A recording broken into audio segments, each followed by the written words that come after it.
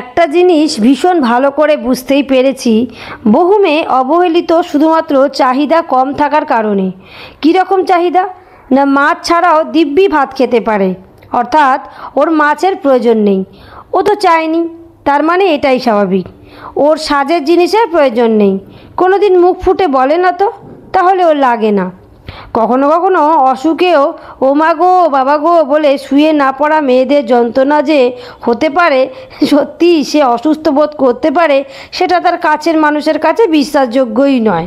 ওই যে চাহিদা কম। যে মেয়ে বাপের জন্মে হাত খরচ চায়নি, আমি হলফ করে বলতে পারি তাকে হাতে তুলে কেউ কোনো দুটো টাকা খরচ করতেই দেয়নি।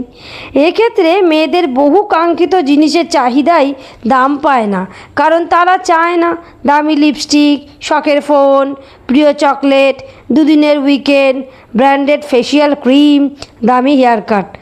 এর জন্য কি হয়, যখন সত্যিই কিছুর ভীষণ প্রয়োজন হয়, ওটাও বাকিগুলোর মতোই কদর পায় না, কারণ মেয়েটার তো কোনো ডিম্যান্ডই নেই।